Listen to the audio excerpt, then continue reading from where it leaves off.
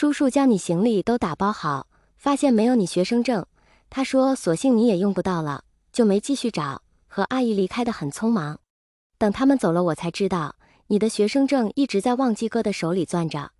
魏无羡突然想起来学妹说的那句话，是我唐突了。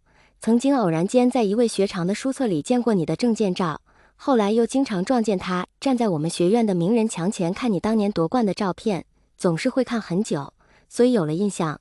今天看到你就觉得眼熟，不好意思啊。神情呆滞的正在原地许久，他猛地吸了一口气，想将这些年错过的青春都找回来似的，猛然跑上了楼，一间包房一间包房的找，满腔勇气却在看到蓝忘机的那一秒土崩瓦解。隔着玻璃窗，盯着那抹淡如琉璃的眸子，魏无羡看着满桌陌生的面孔，迟疑了片刻，转身下了楼，匆匆忙忙赶回家。他翻出了一直藏在行李箱夹层里的手机，又跑了几家手机店，总算买到了配套的充电器，回到车里立刻插上了电源，不断地尝试开机。几分钟后，屏幕总算亮了起来。一开机，他发现手机里存满了来自一个人的未读消息，迫不及待地点开，一条一条阅读着，手却颤抖得愈发厉害。一路顺风，魏婴，我周末去看你，到了吗？魏婴，你到了吗？魏婴，你在哪？魏婴，你在那边好吗？魏婴，我喜欢你。魏婴，你爱吃的那家糖醋排骨关门了。魏无羡坐在车里，就这样从一条条信息中感受着刻骨铭心的相思，整整3个小时，他才读完所有来信。最后一条是上个星期蓝忘机在大阪那天发的，简短的3个字，却极其具有穿透力，直击他的心房。我等你。魏无羡的眼里泛着一层浓浓的水雾，他却连眨眼都舍不得，直直地盯着手机屏幕上的字，视线越来越模糊。很久很久，直到所有雾气蒸发掉，眼前再次一片清明时，他握着这台旧手机，拨通了一直在偷偷给这个号码缴费的那个人的电话。魏无羡觉得有点梦幻，别人家的恋爱都是先暧昧不清腻歪一段时间，再来个轰轰烈烈的告白。她的男朋友倒好，2个人连个正式告白都没有，就这么在一起了。他只不过说了一句我很想你，对方开门见山要了地址就直接杀了过来，一切都太过顺其自然。见了面没一会，2个人就不断用舌头狂甩彼此嘴唇，就像当年狗血般的初遇。这遭2个人都跟打了鸡血似的渴望着彼此，在车里吻了许久不说，回了家又一路从玄关吻到了2楼的床上。魏无羡被吻得头晕脑胀，差点喘不过气来，身上的人才放过他，转而专心致志地吻着脖颈。就在他犹豫要不要来个欲拒还迎时，蓝忘机的手机响了起来。第一遍，身上的人跟没听到一样，继续埋头苦干。第2遍，蓝忘机叹了口气，掏出手机看了一眼，神色骤然严肃了几分，接过电话，了几声就挂了。魏无羡隐隐觉得不妙，果然那人挂了电话，看过来的眼神沉了几分。思索几秒，蓝忘机俯下身又压了下去，温柔地亲了亲他的耳南，低声说：公事，我得去杭州一趟。魏无羡惊了一下，现在？身上的人点了点头，装模作样的叹了口气，他拽着那人的衣领拉向自己，在温润的唇瓣上舔了一口，行，我等你回来。蓝忘机的眼睛亮了起来，好，我尽快回来。送人去机场的时候，魏无羡又趁人不注意偷亲了一下，看着那人的耳朵骤然泛起一抹嫣红，他笑了笑，去吧。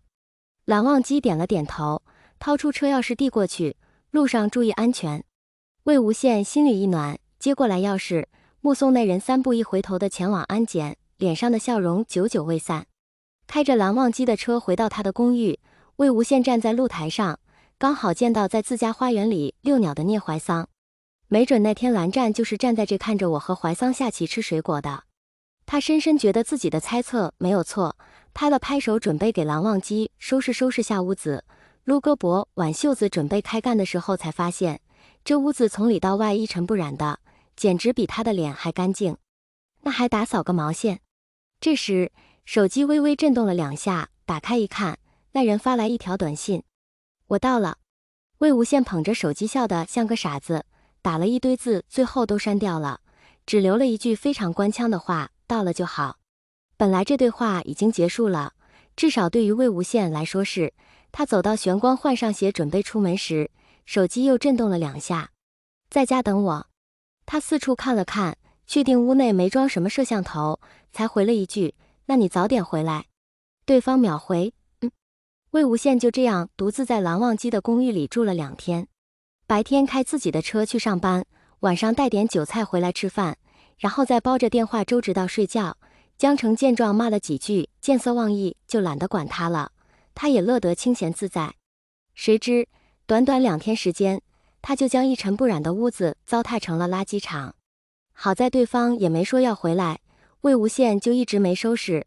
终于忙完手里的单子，他再次早退，打包了酒菜，开车去蓝忘机家。吃饱喝足后，他换下衣服走进浴室，调好水温泡着热水澡。闭目养神之际，传来一阵开门声，随即还有进屋关门的声音。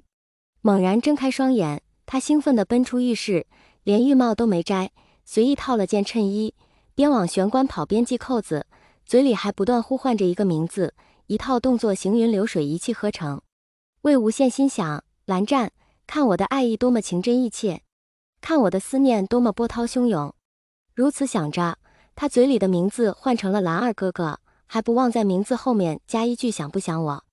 撅着嘴幻想着那个人会不会也飞奔而来抱住自己，这一切都在看到玄关处的人时化为了泡沫。妈的！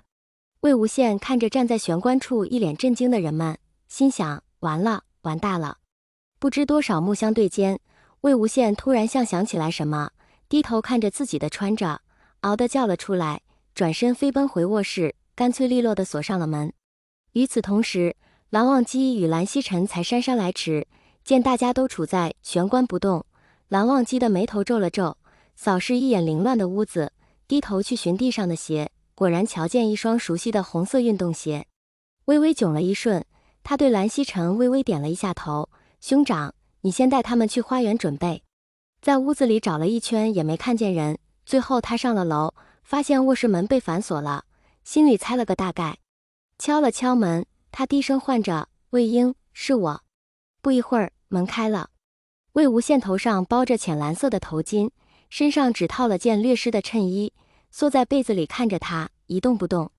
蓝忘机走过去，隔着被子抱着他：怎么了？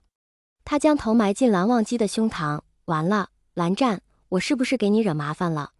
蓝忘机收紧拥抱的力度，深吸一口气：没有。他抬起头，心里依旧慌乱的不行，毕竟第一次遭遇这种场面。咽了咽口水：那他们会不会？不会。